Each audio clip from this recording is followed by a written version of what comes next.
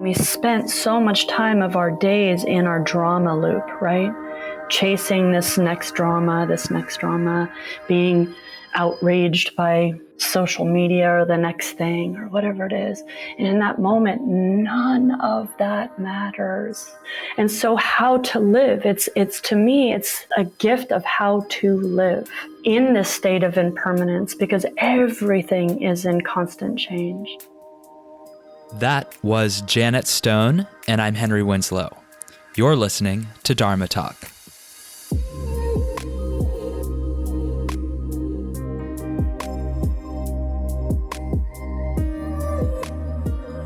Dharma Talkers, hello.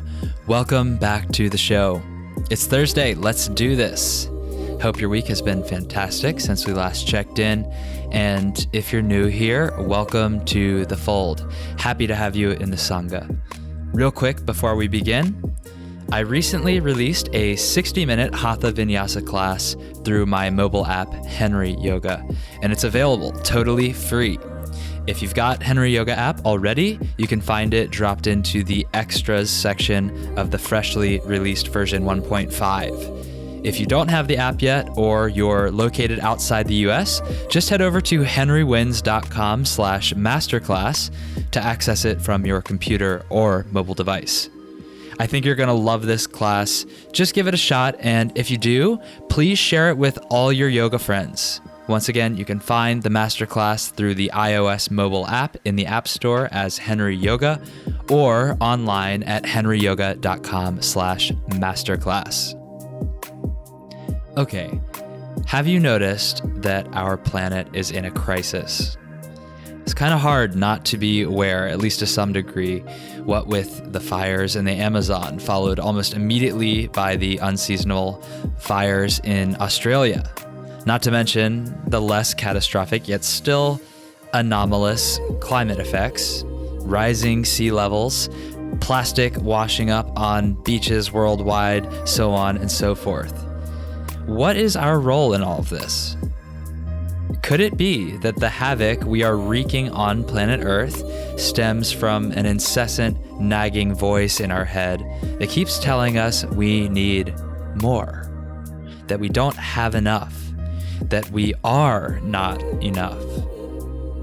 If so, then reversing the damage on our environment begins with healing our relationship to ourselves, shifting our thought patterns away from collection, accumulation, and need toward recognition, contentment, and celebration of what we already have and know ourselves to be. What does yoga have to do with all of that? If you're not sure, well, you'll have to stick around and hear from Janet Stone herself as we dig into this topic and more in this week's conversation. First, let's take a beat to thank our sponsors. This episode is brought to you in part by Warrior Bridge NYC. Warrior Bridge is an interdisciplinary movement studio in downtown Manhattan, offering classes in yoga, acro yoga, handstands, and flexibility training. Their classes are skillfully designed, featuring anatomy-informed warm-ups and progressions, drawing from and blending different yoga and movement modalities. While the offerings are diverse, what's constant is an emphasis on practicing in a way that honors where you're coming from and where you're trying to go. Warrior Bridge offers a full schedule of weekly classes, weekend workshops with visiting instructors, and teacher training programs, the next wave of which will be held this summer in NYC. First up, anatomy and movement teacher training from July 15th to 25th, led by Sean Langhouse and Emily Lazinski. Sean was a past guest on Dharma Talk, of course. This training is designed for both practicing and aspiring teachers who want to better understand anatomy and how the body works, as well as Warrior Bridge's unique training methodology around yoga, handstand, flexibility training, prehab, and injury prevention. And the next training will be their Acro Warrior teacher training from July 27th to August 6th. This is New York City's only acro yoga teacher training and is all about immersing yourself in the acro practice and acquiring the skills to safely and intelligently lead acro yoga classes and practice. Learn more and register at warriorbridge.com. This episode is brought to you in part by Future Kind, the essential vegan multivitamin. When I first went plant-based a year and a half ago, I did my research about any possible pitfalls of the diet. Would I end up protein deficient? No, definitely not. But there are just a few essential vitamins that vegans tend to come up short in. Vitamin D, vitamin B12, and omega-3. Enter FutureKind to save the day by providing the only multivitamin that includes just what you need and nothing else. Perfect for the minimalist veggie eater. Taking 2 soft gel capsules a day has helped me fight against fatigue, improve my mood, and enhance my concentration. If you're vegan or even mostly plant-based, I highly recommend this easy addition to your daily routine. I've been a subscriber myself since they announced pre-launch, and I haven't looked back. Try FutureKind yourself at henrywins.com/vitamin and use code HenryWins for 10% off your first order. That's henrywins.com/vitamin and use code HenryWins at checkout. All right, allow me to introduce my guest. Janet Stone, at Janet Stone Yoga, is a global yoga warrior, servant to the breath, and student of this heart journey. Janet's studentship began at 17 under the meditation teachings of Prem Rawat. In 1996, she traveled to India, the birthplace of her grandfather, and became dedicated to the path of yoga. Janet blends the alchemy of her own practice with decades of study. She aspires not to teach, but to allow the practice to emanate from her, letting awareness blend with movement and breath. Based in San Francisco, she leads immersions, retreats, workshops, and more locally and internationally. If you enjoyed this episode and you want to learn more about Janet's offerings and what she has got going on, then go to dharmatalk.show and type Janet in the search bar. There, you'll find all the notes, highlights with timestamps, and links from this episode. And if you're looking for something to read, check out my running list of every book ever recommended on Dharma Talk, including the book recommended by Janet. And you can find that at henrywins.com/books. Now, without further ado, please enjoy my interview with Janet Stone. Janet Stone, I am so privileged and honored to have you on the podcast today. Thank you for coming on. How are you? I'm doing really well. It's an honor and a joy to join you. Thank you. I appreciate that. Let's dive straight in. I open these conversations with the same question for everyone, and I'm very curious about what your response will be. What does the word Dharma mean to you, and what is your Dharma as you understand it today? Dharma, right? The many pillars, basically the higher path, or the duty and responsibility. I feel like Dharma is so rich a word and sometimes just get categorized in duty or responsibility, or in sort of more Western times, what's your path, man? But for me, Dharma really is based in the pillars of the teachings. You know, it is what holds me in my moment-to-moment life undulations, raga, dvesha, likes, dislikes. And, you know, what is underpinning, what is holding me? And to me, that is the teachers and the teachings. So Dharma, to my best understanding, is that. Now, how it relates to my sense of community and duty and responsibility with this incredibly precious life that I've been given. I mean, come on, this breath, this body, this time, then it feels as if, how do I fill out this life, honoring to the best of my ability, my understanding of the teachings. So then to go to what is my Dharma? And it feels as if I'm sure it's evolving and ever changing, but to really own humanness within the teachings and share with others the gift of embracing their humanity and the way in which holding up kindness and compassion woven throughout the teachings. So whether it be to my two children, my daughters, whether it be to a home community here in the Bay Area for the last couple decades, whether it be to the global Sangha that, I'm out offering my best understanding of the teachings to. So really to hold up the lens of compassion and allow us all to first just embrace our humanness before we start getting lofty. I notice a lot of people want to click straight up to some lofty idea of bliss, of transcendence.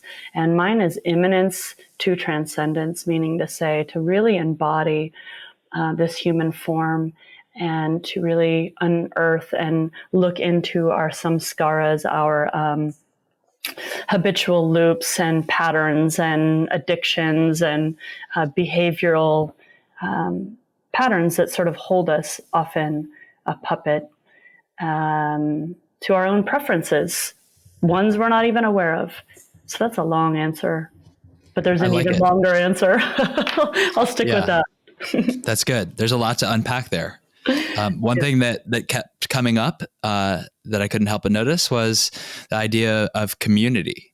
It seems to be very important to you. And if, as you said, Dharma is something that is here to keep us stable and secure through the fluctuations, through our likes and dislikes, attractions, repulsions, then how is it that for you, in your experience, the community helps to ground you through all of that? Well, community is, right, it's just a coming together of all of these stories and woven into a tapestry in a sense that is stronger than any one individual. So, somehow through the gifts of my teacher's teachings, I was able to see that it's not about the guru per se, it's the tapestry that they hold and the whole community that they hold. It's not about the teacher, though various ones of us are drawn to different voices and so on and so forth. However, what it is about this web of Sangha, this community, this tribe that is woven together through satsang, really coming together, wanting to remember a deeper wisdom, pull forth from each other a greater awareness, and not only just be bouncing, ping-ponging from our likes and dislikes, from the traditional loop, that grooves that we just loop in our entire lifetime. Right. So what is the role of the guru or the teacher in holding together a community like that really does support the individual members? Well, just super dependent on who you ask. But for me, it's really just keep giving the ownership back to the community, keep giving the reins back to the community. There might be some glue that comes from a voice per se, but it's really the belonging of all who arrive there to hold integrity, to hold the teachings to the best of their abilities with each other and in that framework. And the power and strength that comes from that, from just a moment of arriving in a place where you feel seen, you feel like you belong, or you feel at least you can be witnessed in a new way. Very nice. Something else that I noticed that you spoke about was humanity or humanness and embracing that rather than trying to skip any steps and go to a transcendent, blissful state. So what does it mean to empower your students to take the reins, to take ownership? And is the empowerment to do so, is that related to this idea of embracing humanness?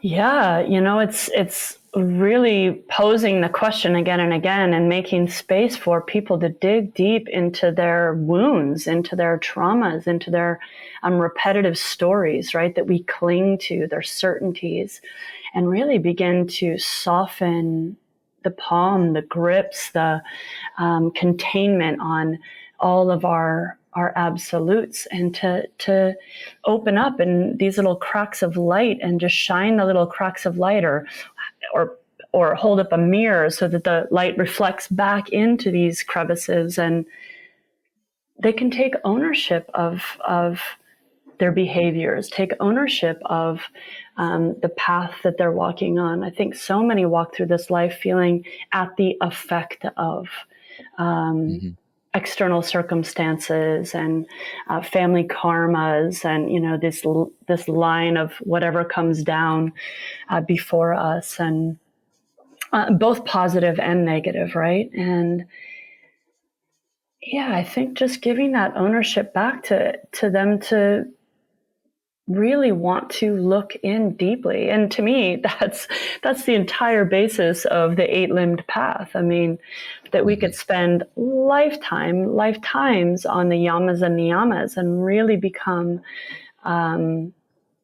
inquisitive as to our actions and reactions and where they come from.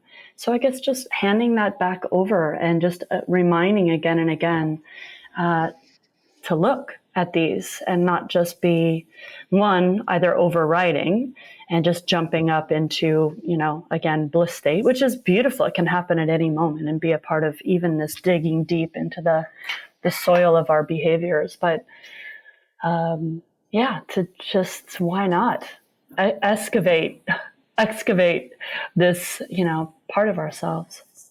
Yeah. Yeah. I get the sense that you are speaking from personal experience, as most effective teachers do. So I'd love to kind of spin the clock back here and talk a little bit about your background. Can you give us a primer on how you were introduced to yoga and how it started to become an important component of your life? Yeah, that's a story right there. My grandfather and 3 generations were born and raised in India. When I knew him, it was in California days. He had returned, but he was imbued with the culture of India, being born and raised, and that was his whole surroundings and life, and filled with the stories. And our Thanksgivings would be, dal and chapatis, and so there was something there, that a seed that was planted for sure. I definitely went on a vast journey of racing mountain bikes and snowboards and jumping out of anything as high as I could possibly jump out, airplanes and off bridges, and just, adrenaline and life force, and go and take it multi-sporting in New Zealand, and just was in it. And I was in the film industry for a dozen years. And prior to that, when I was, 17 is when I met my teacher, my first teacher, and still my teacher, Prem Rawat. And he really just shared a practice of meditation that spoke to me. And his teachings were incredibly potent and incredibly simple. And to this day, I hear his voice within me. And so he sort of rode with me throughout this whole journey. And my practice was a practice of meditation, the practice of what they call knowledge. And I, just spent my time out in the outdoors and embracing the hard, the pound, the visceral, the powerful. And midway through my film career, I took what they call a hiatus, and I just blasted off around the world and just solo, and ended up in my grandfather's neighborhood back in India. And yoga found me. It was not looking for it in the way, outside of the meditation, but everyone I kept running across was like, oh, come here. Oh, you got to go there. Oh, this is a sun salutation. This is Shivananda, and found Shivananda, and just kept traveling on. And everywhere I went, it would be, practicing the meditation, but also the physical asana started to show up. And when I returned back to Los Angeles, it had become just a part of my meditation. And found the dance hall, which Brian Kest taught at, and Govindas taught at, this little donation-based space on the second floor in Santa Monica, and Max Strom. And I walked in one day and heard Max Om. And all my time in India and all my time doing this and that, just suddenly all of it made sense in his 3 Oms.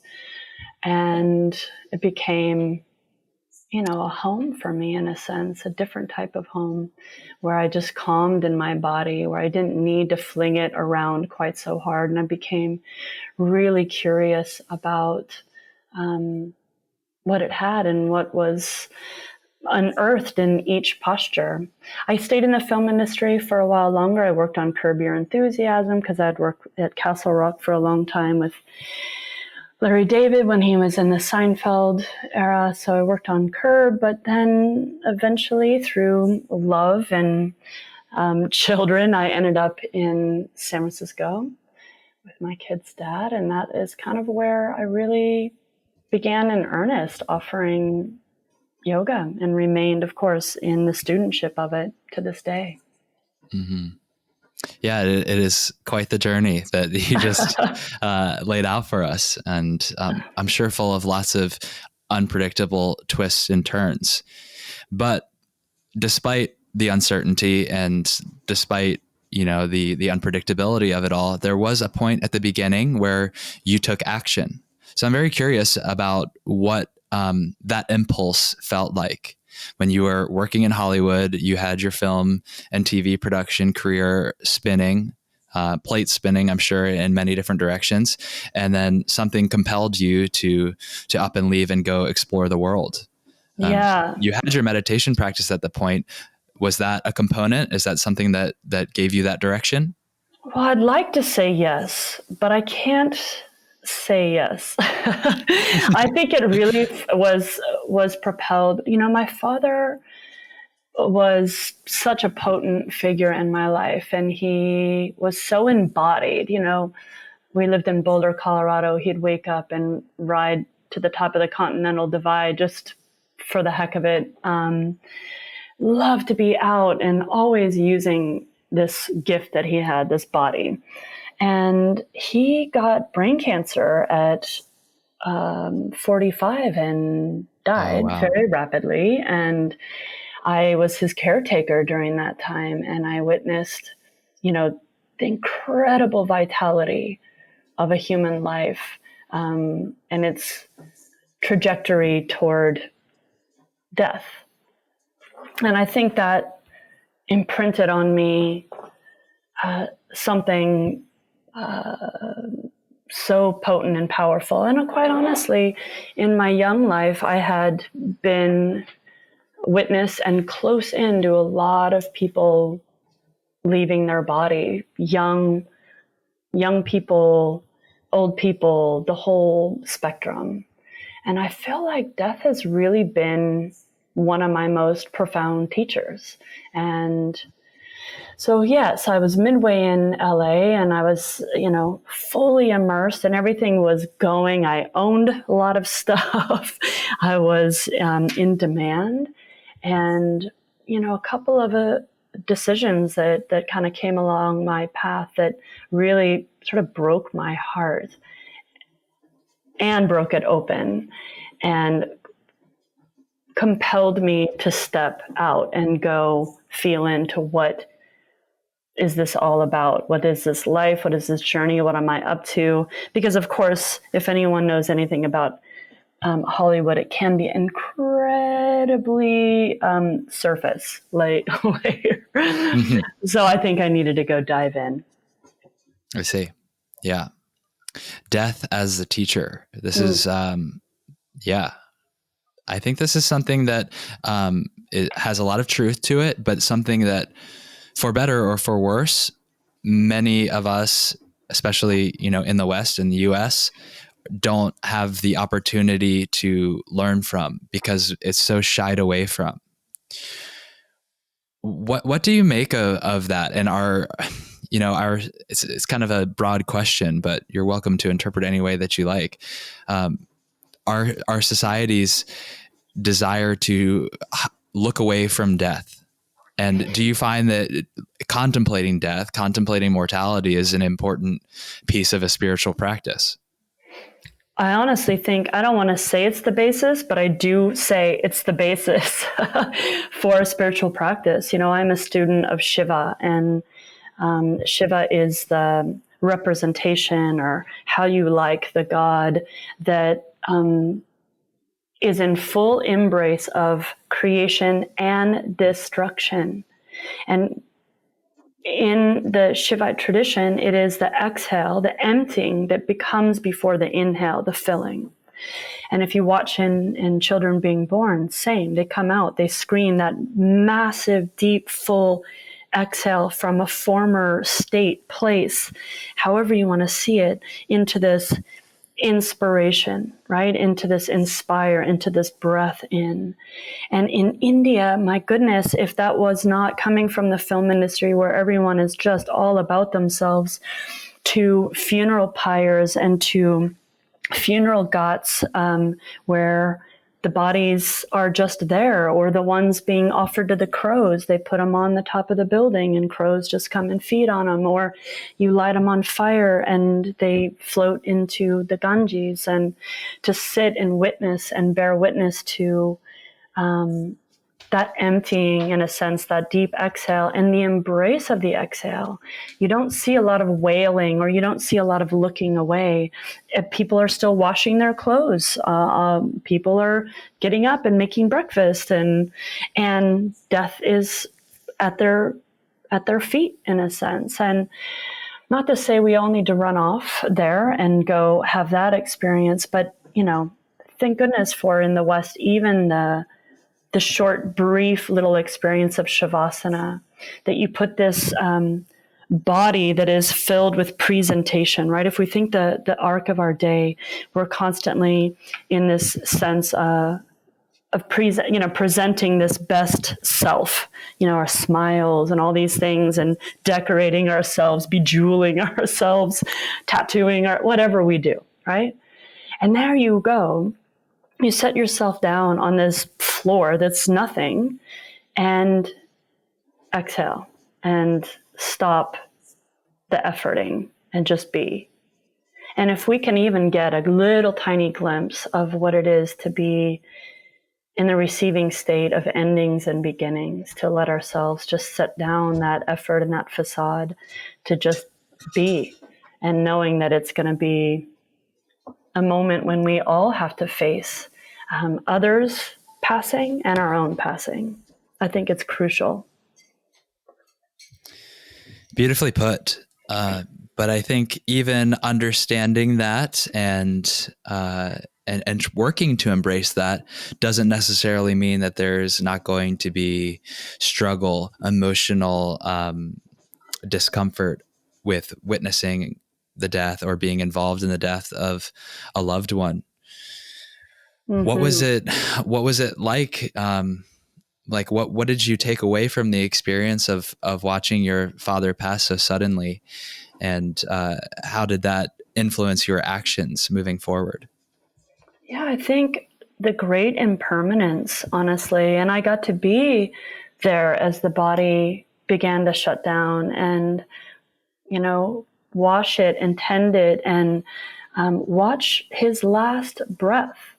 And to really witness that. And again, I've had a lot of loss. A lot of people have passed in my life, but to be a front row seat to this cord and this connection to someone, and see that moment when all that animates us empties.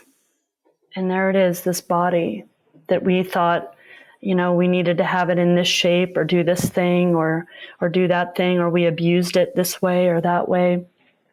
And we spent so much time of our days in our drama loop, right? Chasing this next drama, being outraged by social media or the next thing or whatever it is. And in that moment, none of that matters. None of that matters. And so how to live, it's to me, it's a gift of how to live in this state of impermanence, because everything is in constant change. So I don't know if that answers your question. I don't know if there is an answer to the question. Yeah, I don't think there is an absolute answer to the question, but I think that's a powerful takeaway to have, particularly if you have the wherewithal and the discipline to actually keep integrating it. And isn't that the challenge, right? We can have these moments of epiphany where we realize what is important, what the priorities are, but then and that we can the tendency, suffer, the human tendency. This is part of the. Go ahead. No, I just was going to say, to go back to what you had said about, even if we are prepped for this and we think we know, and the death, I know it's coming, and okay, and swaha, I let go. We still suffer, and it's okay to still feel the pain. And I think that's a part of the humanity part. And if you try to skip over that, it will come and get you. So I did not mean to say that, if anybody dies, okay, bye-bye. But it's, you feel and you integrate, and that becomes part of who you are. That becomes part of your life and practice and living. But I feel like I may have cut you off somewhere in there. Oh, no, I don't worry. I think we're headed in the same direction, but essentially what I was getting at is like, even if you have this epiphany that the drama doesn't matter, like we know what matters when we see life slip away. We recognize like the importance of presence and love and connection. And yet then we go back into our daily lives, and it's very tempting to get pulled back into the hamster wheel of emotional turbulence. Mm-hmm. So I don't have an answer to that either, but I think accepting that that's a challenge that we have to continue working on is also a part of embracing our humanity, embracing our humanness. Absolutely. And honestly, just breath by breath, practice by practice, whatever that practice is for you, if it can expand even for a moment your view, meaning to say that we pull out the lens for a moment and see beyond just that momentary happy, sad, rise, fall, like, dislike, and just even a moment when we see ourselves more clearly, or the situation, and we pull back, that's to be celebrated. And this is why I keep showing up again and again, just humbled each practice, each time that I step onto my own mat, or I bring together a community to do the same thing. Is just, can we remember that there is a wider view? And I think, I do think death is a great teacher in that realm, is that it gives that wider view of, right, this is all coming and going. This is all coming and going. Everything that I grip onto, coming and going. Is this topic something that you speak about when you teach yoga to your students in classes and immersions and retreats? Or is it more a personal practice of reflection? It's definitely not with, beating anyone over the head with a pan of like, you're going to die, everyone's going to die. But it definitely is infused in everything, for sure. It is absolutely a current that washes throughout it, and is offered in the way that seems most real and authentic to me. Mm-hmm. So what is something that is at the forefront of your teaching right now? What is something that you are trying to impress upon your students? Oh, I think it's really comes down to the sense of enoughness. I think in particular through Western culture that we are constantly taught that we need to be bigger, we need to be more, we need to have more, we need to get more love, more stuff, more postures, more pranayamas, more meditation, whatever the case may be. And it's really just a breath of, can we for a moment shift our focal point from that list of all that we're not, that lack list, right? just that thing that scrolls constantly. It's like the teleprompter of our mind, of all that we're not, all that we don't have, all that we don't give, all that we don't get. Yeah, the litany of false beliefs. Oh, it's incessant, right? It's just this scrolling list that kind of never ends. And I'm sure And if you disprove one, then it gets replaced very quickly. Very quickly, right? And so, can we just, even for a moment, a breath, a concept, move toward that column of what is enough? Mm-hmm. Where do I experience what, in this body? And that's a Oh, my powerful heart practice is too. beating. Okay. Just down to the, yeah, exactly. And that's all it is. It's another practice to shift from this to this. It's just that. And so this power of enoughness, and often I use mythology. I use Puranas, the ancient Indian mythologies. I use the practices of clarifying what you're devoted to, and definitely during your practice time, but in your life, meaning where do you put your attention? And it could be toward compassion and healing. It could be toward raising a family, whatever that focal point is, just to redefine that again and again and again.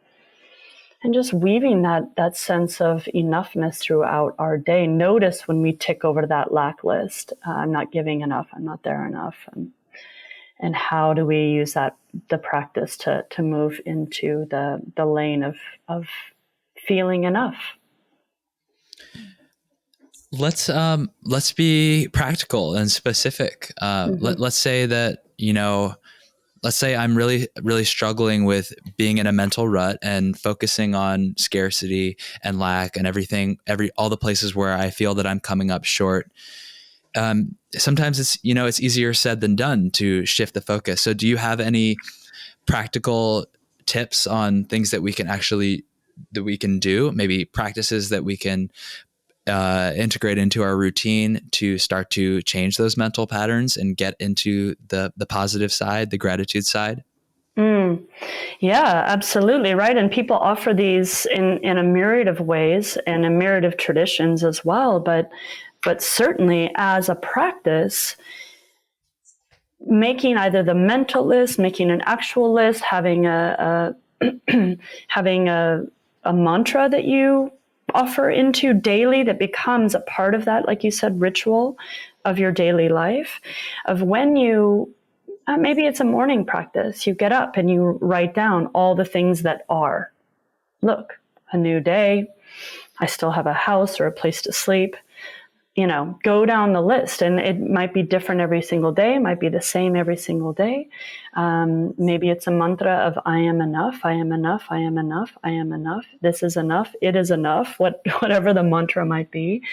And roll through that 108 times and just see where it is. And it might be more toward a deity that embodies enough, like Lakshmi, that is sort of that embodiment of enoughness. And incorporate it, become a practice. If you're at work and you just kind of hear yourself running down that ticker tape of all the things that aren't, type on your computer, make a doc and just start writing out all the things that are. So there's many different ways. And then you see it in the yoga asana, you see it in the postures, you see the mental loop of people just tearing themselves down as their inhale, arms up, exhale, forward, fold forward, inhale. You could just see it. My hamstrings aren't flexible. This, and you can feel it in their being. And so offering to them to move as much as possible, doesn't mean we'll make it into the enoughness column, but at least bring awareness how much time we spend in that lack column. And is there a pathway that we can take? So I don't know, aside from, diving into deep time together, if I can offer much more than just it becoming part of a daily practice, a ritualized way of at least seeing that we're hanging out in the column that may or may not have any real basis to it, because that's coming from all of our karmas that sort of build into this place, and also our social and structure of what we're up to here in the West. Mm-hmm. Yeah, it's a great point you make about simply being aware of the fact that we're hanging out in that column, because I don't think that necessarily we always make that connection, and nobody really wants to be there, you know? So if you have the awareness to recognize that your mind is spending a lot of time on the bad part of town, then that's going to give you the impetus and at least the desire to change that. And people have ingenuity, you know, and that's where you find what works for you. So thank you for that. Thanks for sharing that. Yeah, so true. You know, I 14 plus years I've been driving my daughters across town, and during prime traffic, carpooling. This is not my favorite thing to do. I mean, really not my favorite thing to do. And I find myself, you know, I get into the rut and I start moving into that, like all the things that are not happening for this, and all the things that are just like grr. But then in this practice, so just kind of in a real practical life way, I start going, my children are healthy, they get an education, we're choosing this education, and starting to even in the tiniest way. That doesn't mean I still love driving across town, but at least the lens is just dialed, or the knob is just dialed a tiny bit away from just that one column, and a little bit more toward, okay, yeah, I choose love for my children and care, and this feels like a loving action. Mm-hmm. Right. What is the energy behind the actions that have put you in this situation that has some things that you don't like about it, and then you see what is the positive right there, and what is the undercurrent. If the undercurrent, the source of the action, is positive, then that tends to infuse upstream. Exactly. And that's, you know, this is, I don't want to say it's all we can ask, but really in just the simple texture of our daily living, if we can even grasp a fraction of this, it's a huge boon. It's a big win. Janet, let's switch gears a little bit, because there's another topic that I'd like to talk about, and I know is important to you. What do you think of when you consider the concept of sustainability in your yoga practice? As someone who's been practicing for a very long time and has gone through a lot of changes in their life that yoga has been there as a backbone for, what does sustainability mean? Well, you wove it in perfectly, Henry, quite honestly, because it really does come down to, let's just go back to the principle of enoughness. What are we buying? What are we all trying to consume? You know, how come there's so much greed and gluttony and that sense of it's not enough, right? To the point of where our planet cannot survive. It just cannot. It cannot survive with this amount of pressure on it to sustain humans. It can survive, but not to sustain human life, right? Right. And it is Earth will go on. Earth will go on, not us. But we're the only species that chooses again and again against our own well-being. It's mind-boggling.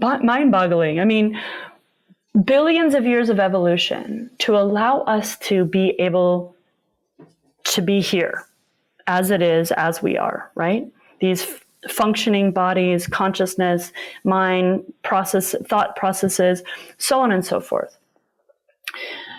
For me, it really does come down to this base simple that since we live in that lack column, we will never know what it feels like to be satiated and enough.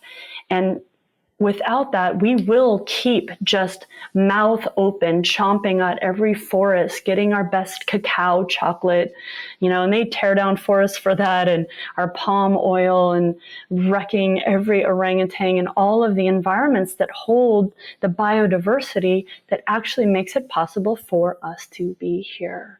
What is yoga asana? What does yoga have to do with that? Everything. We are based on the 5 elements of this planet. That is how we're here, period. And Ayurveda knows it, and this is kind of what they've based their whole medicine on. And yet it's as imbalanced as it is. What is our responsibility as practitioners of yoga? And for me, it's to call forth for me my own awareness around my actions, my moment-to-moment choices, but also support those. What I'm up to is supporting those who are on the front line of climate crisis, those who have the data and who are litigating, who are trying to stem the tide, who are trying to make Coca-Cola and Nestle responsible for the unimaginable decimation of our oceans through all of the plastic that they produce, so on and so forth, and so on and so forth.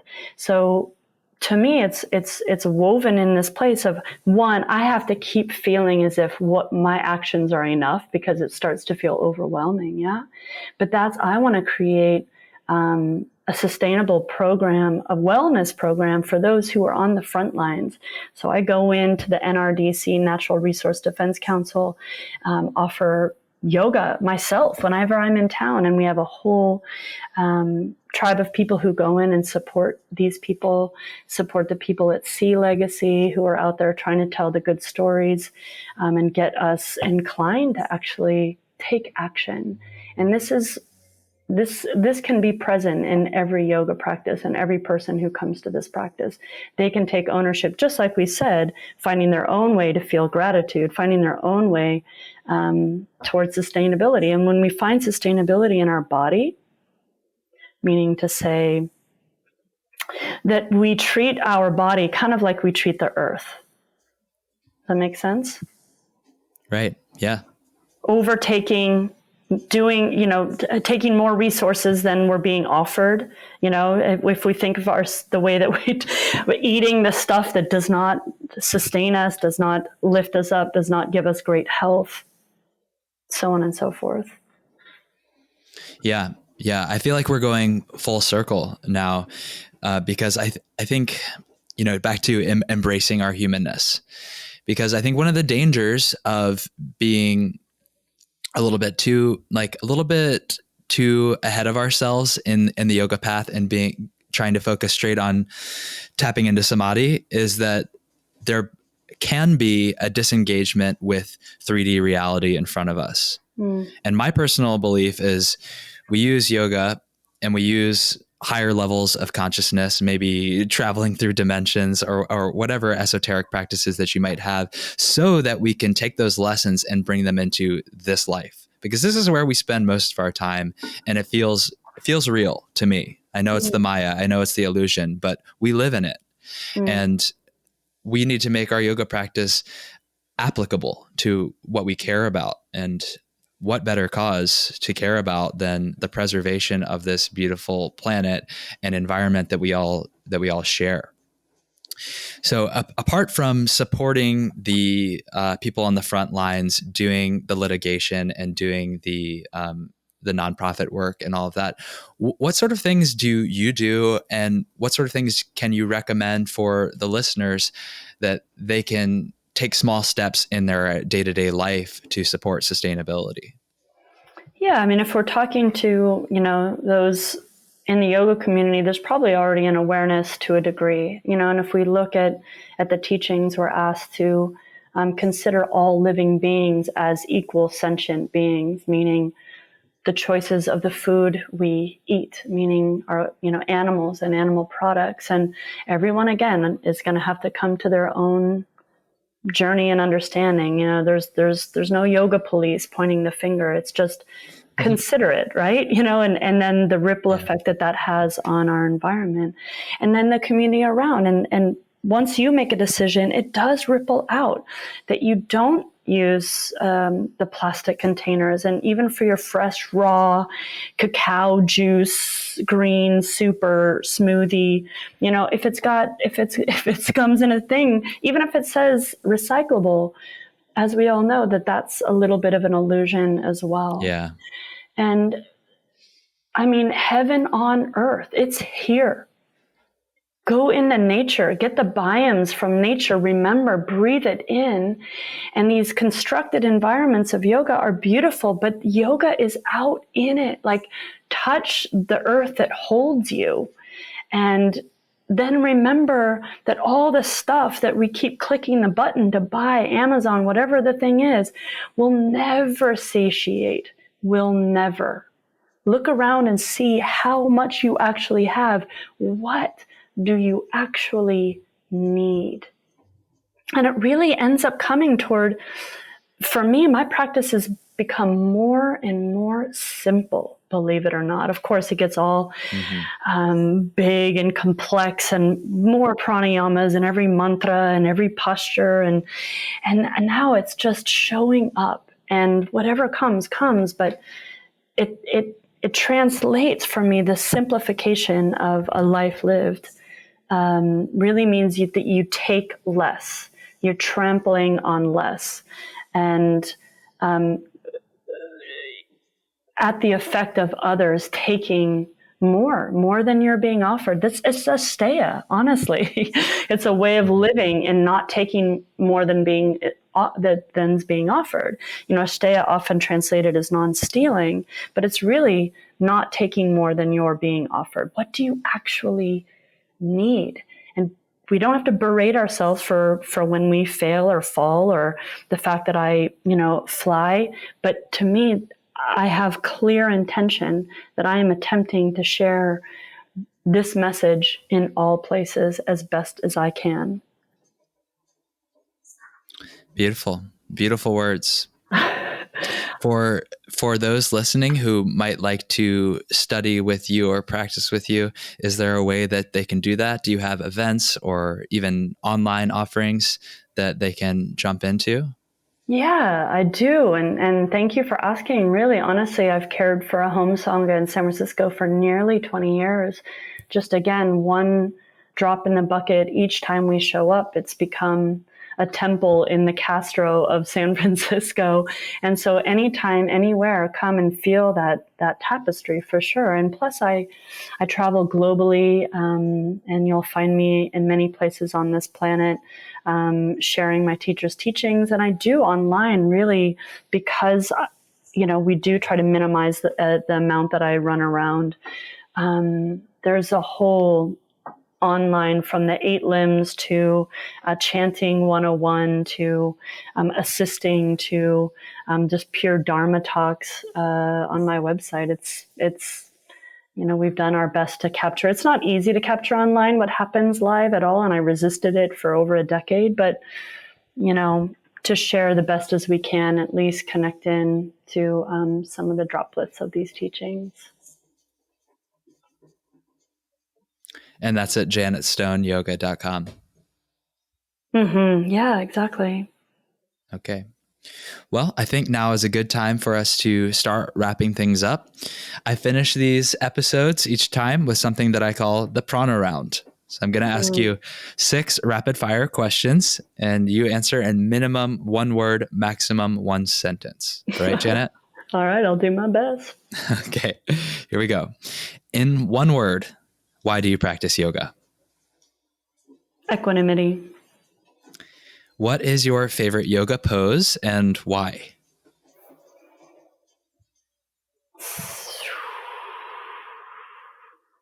Not very rapid. I'm working on it. That's okay. Seated meditation. And why? Yeah, and why? Because it's seated meditation, the ground and witness of the mind. Cool. What is the single best cue or piece of advice that you've ever received from one of your teachers? Exhale. Then inhale. Good. Recommend 1 book, either modern or ancient, for our listeners. The Ramayana. Do you like the one that's, have you heard the audio version narrated by Ram Dass? Oh, no, I haven't heard that. Yeah, you should check that one out. Okay, good. Yay. Is yoga for everyone? Yes. Okay, last question for you, Janet. How can our audience get in touch with you, and how can we support you in your Dharma? Yeah, by showing up to your own practice. How you can get in touch with me, I'm in all the standard places. I'm on Instagram, Janet Stone Yoga, and my website, Janet Stone Yoga, or just show up in person with your arms wide open. Great. Janet, thank you so much for your time, for sharing from the heart. I really appreciate you. And maybe we can meet sometime in Northern California now that I'm pretty close. Bring it on up. It is not far. Come on up. Dharma Talkers, I hope you enjoyed listening to that conversation as much as I enjoyed having it. And if you did, please share it. Take a screenshot, share it on Instagram, and tag me @HenryWins. I love hearing from you about the conversations that make an impact for you. We have the ability to shape the world through our thoughts, words, and conversation. So let's influence the collective consciousness together. All my gratitude to Rory Wagstaff of Ease of Mind Productions for keeping our audio crisp and operations smooth, and to Patrick Kiebzak of Momentology Music and Art for supplying the powerful soundtrack to these conversations. Please remember to subscribe, rate, and review, and tune in to new episodes of Dharma Talk every Thursday. I'll speak to you next week, and until then, keep living your Dharma.